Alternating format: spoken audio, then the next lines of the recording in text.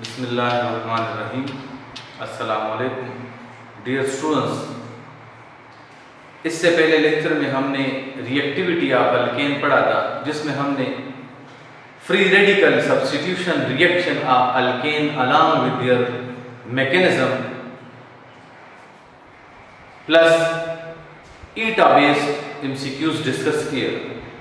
अब आज हम जा रहे हैं सेकेंड ईयर केमिस्ट्री के चैप्टर नंबर 16 में से रिएक्टिविटी ऑफ अल्केन का सेकंड रिएक्शन, जिसको हम कहते हैं ऑक्सीडेशन रिएक्शन। ऑक्सीडेशन सिंपली हम यू डिफाइन करते हैं addition of oxygen, removal of hydrogen और लॉस ऑफ इलेक्ट्रॉन। यहां ऑर्गेनिक कंपाउंड की ऑक्सीडेशन की अगर हम बात करते हैं तो ऑर्गेनिक कंपाउंड की ऑक्सीडेशन दो तरह से हो सकती है। एक ऑक्सीडेशन होगा in the absence of catalyst और दूसरा ऑक्सीडेशन होता है in the presence of catalyst. Oxidation of organic compound में जो हम कंपाउंड डिस्कस कर रहे हैं वो क्या है? These are alkane.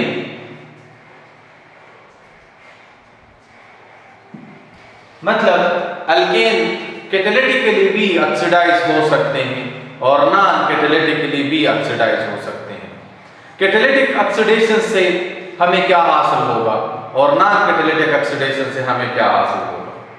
हमारे सेकेंड ईयर केमिस्ट्री के कोर्स में कैटालिटिक ऑक्सीडेशन नहीं है, नॉन कैटालिटिक ऑक्सीडेशन है या लिखा हुआ है कंबस्शन। ये जो oxidation in the presence of catalyst मैंने लिखा है, ये फेडरल बोर्ड में है, फेडरल बोर्ड के बुक में, या ये नेशनल बुक फाउंडेशन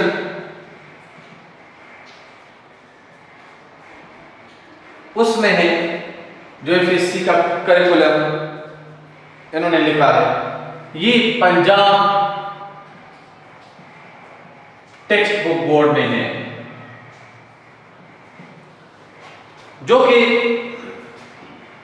वो स्टूडेंट्स हमारे जो ईटा देना चाहते हैं, मतलब ईके या मेडिकल का टेस्ट देते हैं एमके या इंजीनियरिंग का टेस्ट नम्स में अपियर होते हैं या नस्ट का टेस्ट देते हैं, तो उसमें कैटालिटिक ऑक्सीडेशन से रिलेटेड एमसीक्यूज आते हैं। तो बेटा केपीके टेक्स्ट बुक बोर्ड के बच्चों के लिए उसके बोर्ड के पेपर में तो ये पार्ट नहीं आता, लेकिन अगर वो टेस्ट देते हैं तो उसमें से उनको इस टॉपिक में पेपर में एमसीक्यूज आते हैं।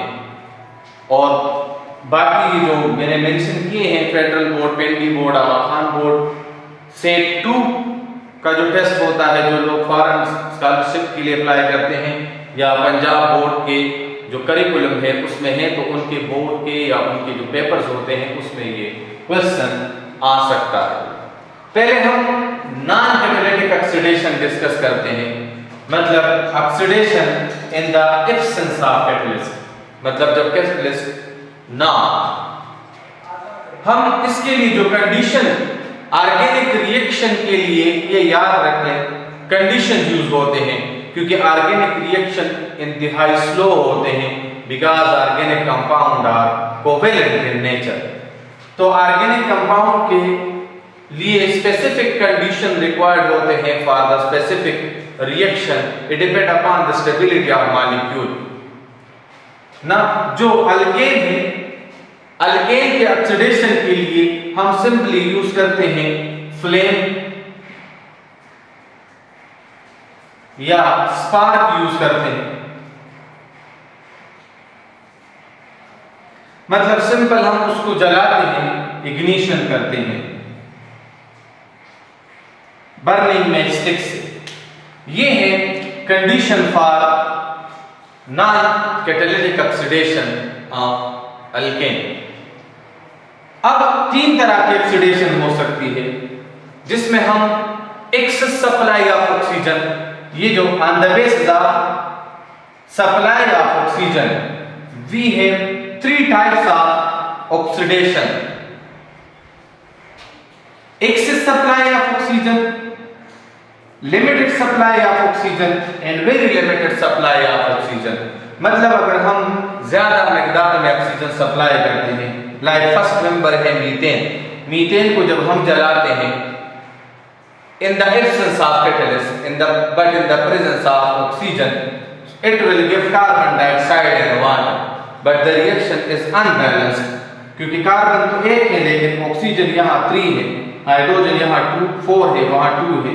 सिंपल अगर ऑक्सीजन के साथ 2 लगाएं और यहाँ वाटर के साथ 2 लगाएं तो हमारा रिएक्शन बैलेंस हो जाएगा।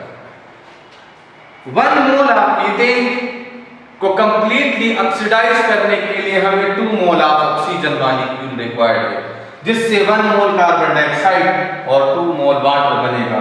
यहाँ हम फ्लेम यूज करेंगे या इसको जलाएंगे। इस दौरान जो हीट रिलीज होता है वो है 890 किलो जूल पर मोल या 891 किलो जूल पर मोल। हमारे बुक में 891 किलो जूल पर मोल लिखा हुआ है। फेडरल के बुक में ये लिखा हुआ है 890। तो जो हम अपने बुक की वैल्यू लेते हैं दैट इज 890 किलो जूल पर मोल। 1 मोल ऑफ मीथेन के जलने से कितना हीट रिलीज होता है, ये वैल्यू आप लोगों ने याद रखनी है फॉर एमसीक्यू। ईटा में एमसीक्यूज में ये वैल्यू आती है। अब अगर हम ईथेन ले लें तो ईथेन के जलाने के लिए हम ऑक्सीजन मॉलिक्यूलर फॉर्म में यूज करते हैं and it will give carbon dioxide and water. अब हम यहाँ इन रिएक्शन को बैलेंस करने के लिए इनके साथ 2 लगाएंगे, कार्बन के साथ कार्बन डाइऑक्साइड के साथ 4 लगा लेंगे और ऑक्सीजन के साथ 7 लगाएंगे। तो इस तरह हमारे पास ये रिएक्शन, हाइड्रोजन की तादाद इसमें कितनी है, अगर ईथेन का फार्मूला हम देख लें इसको C2H6 तो हाइड्रोजन 2 मोल ऑफ मीथेन में कितने होंगे 12। यहाँ पर हमारे पास हाइड्रोजन कितने हैं 6 तो 2, तो यहाँ हम इसके साथ क्या लगाएंगे, यहाँ हम इसके साथ 6 लगा लेंगे, ये 12 हो जाएगा। कार्बन यहाँ 4 है, यहाँ भी 4 है। Oxygen 7 2s are 14, 4 2s are 8 and plus 6 14। इस दौरान जो हीट रिलीज होता है दैट इज 1559 किलो जूल पर मोल। 1 मोल ऑफ ईथेन के कंप्लीट ऑक्सीडेशन से हमें जो हीट मिलता है दैट इज 1559 किलो जूल पर मोल। Now, limited supply of oxygen. Limited supply of oxygen means that अगर हम इसमें ऑक्सीजन कम प्रोवाइड कर लें तो 1 मोल के लिए 2 मोल ऑक्सीजन रिक्वायर्ड है। अगर हम 2 मोल ऑफ मीथेन ले लें, 2 मोल ऑफ मीथेन, प्रोडक्ट इसका बन रहा है क्या, कार्बन मोनोऑक्साइड। तो हमारे पास 2 मोल ऑफ कार्बन मोनोऑक्साइड तो बन जाएंगे, मगर हाइड्रोजन कितने बनेंगे, वाटर मॉलिक्यूल बन रहे हैं कितने, तो यहां पर कितने हाइड्रोजन है 4, 2s are 8, तो यहां भी हम क्या लगाएंगे 4 ही लगाएंगे। अब देखें तो ऑक्सीजन हमारे पास कितने हैं 2 और यहां कितने हैं 2 + 4 6, तो इसके साथ हम क्या लगाएंगे 3। बेटा अगर यहां देख लें तो 1 मोल मीथेन के लिए 2 मोल ऑक्सीजन रिक्वायर्ड है, तो 2 मोल मीथेन के लिए कितने रिक्वायर्ड होंगे 4। अगर हम 2 मोल ले रहे हैं और हमने प्रोवाइड किया है 3 मोल ऑफ मीथेन, तो ये उसके मुकाबले में क्या होगा, कम है। 3 मोल मीथेन 2 मोल के लिए हम यूज कर रहे हैं कार्बन मोनोऑक्साइड, और ये भी एक्सोथर्मिक रिएक्शन है, इससे भी रिलीज हो। मतलब अगर limited supply of oxygen provide कर लें तो कार्बन मोनोऑक्साइड जनरेट होगा, लेकिन अगर हम extremely limited supply of oxygen कर लें, बहुत कम ऑक्सीजन प्रोवाइड कर लें, then it will give carbon as well as 2 mole of water plus heat. अब आप देख लें, हमारे पास लिमिटेड सप्लाई से carbon monoxide and very limited supply से कार्बन एलिमेंट जनरेट हो रहा। अब ये हो गया है, अगर हम एक्सेस सप्लाई करते हैं फिर भी carbon dioxide and water, limited supply तो carbon monoxide and water, very limited supply of water oxygen, then it will give carbon plus water. Oxygen की कंसंट्रेशन कम होने से oxidation of carbon from saturated hydrocarbon क्या हो जाएगा, decrease. Excess supply है carbon plus 4 oxidation state में है, लिमिटेड सप्लाई है प्लस 2 ऑक्सीडेशन स्टेट में है, और वेरी लिमिटेड है तो 0 ऑक्सीडेशन स्टेट में। यह oxidation up to the larger extent हुआ है, क्योंकि ऑर्गेनिक कंपाउंड में कार्बन का ऑक्सीडेशन स्टेट मीथेन में -4 है, तो -4 से ये कहां गया है, फर्स्ट केस में +4 तक, सेकंड केस में +2 तक, और थर्ड केस में 0 तक। तो इसका मतलब क्या है कि जितना हम ऑक्सीजन कम प्रोवाइड करेंगे ऑक्सीडेशन भी उतना ही कम होगा, प्रोडक्ट भी डिफरेंट बनेगा। अब आते हैं oxidation in the presence of catalyst. तो इसके लिए जो कंडीशन रिक्वायर्ड है that is temperature, catalyst and pressure. Temperature 400 degree centigrade, catalyst copper, और pressure 200 atm। These are very severe condition। इससे हम कह सकते हैं कि ऑर्गेनिक कंपाउंड क्वाइट स्टेबल होते हैं, उनकी रिएक्टिविटी इंतहाई कम है। अब अगर हम सिर्फ अल्केन ले लें तो अल्केन के ऑक्सीडेशन से हमें क्या क्या मिलता है, अल्केन के कैटालिटिक ऑक्सीडेशन से हमें मिलता है alcohol, aldehyde, carboxylic acid and carbon dioxide and water. अब आप देखें तो अगर हम मीथेन की ये जो ऑक्सीजन है, it is not molecular oxygen, it is known as nascent oxygen और atomic oxygen, highly reactive oxygen. Methane की अगर हम कैटालिटिक ऑक्सीडेशन करें तो इससे हमें हासिल होता है मीथाइल अल्कोहल, या इसको हम कहते हैं मीथानोल, मीथाइल अल्कोहल हासिल होता है। सेकंड वन, फिर मीथाइल अल्कोहल की कैटालिटिक ऑक्सीडेशन से हमें मिलता है क्या, फॉर्मल्डिहाइड।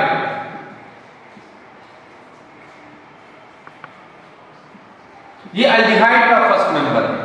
फॉर्मल्डिहाइड की कैटालिटिक ऑक्सीडेशन से हमें मिलता है क्या, फॉर्मिक एसिड, और फॉर्मिक एसिड कार्बोक्सिलिक का एसिड का फर्स्ट मेंबर है। इस तरह कार्बोक्सिलिक एसिड का फॉर्मिक एसिड के कैटालिटिक ऑक्सीडेशन से हमें मिलता है कार्बन डाइऑक्साइड एंड वाटर। अब ईटाट्रेक्स की तरफ आते हैं कि इस टॉपिक से किस तरह के एमसीक्यूज आ सकते हैं। तो आपको मैं वो पॉइंट्स बताता हूं। कैटालिटिक ऑक्सीडेशन से हमें क्या मिलता है, variety of organic compound.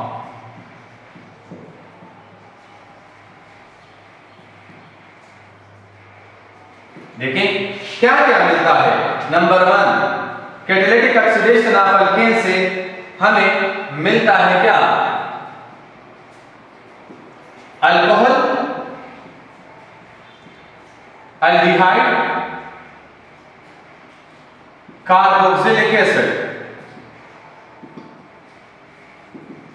Second very important term, catalytic oxidation is endothermic process.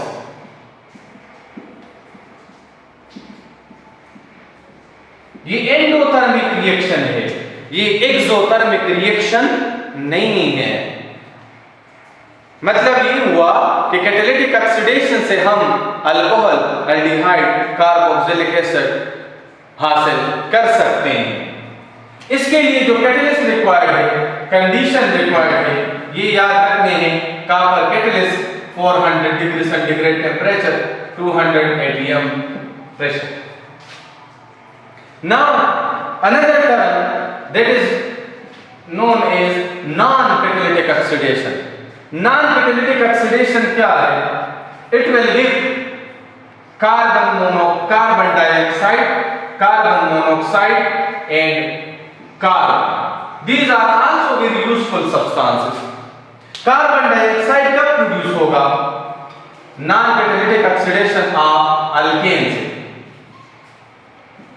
Carbon dioxide access oxygen से, ये लिमिटेड ऑक्सीजन से, और ये वेरी लिमिटेड ऑक्सीजन से। Now carbon, this is also known as carbon black, which is used in the manufacturing of tire. इसको carbon suit भी कहा जाता है। सूट, वो काला सा धुआं, ब्लैक और डेंस स्मोक जिसको कहा जाता है। इसके अलावा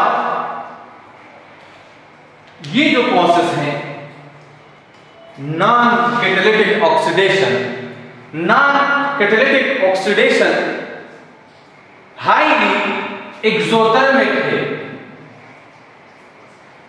this is non catalytic oxidation is highly exothermic process.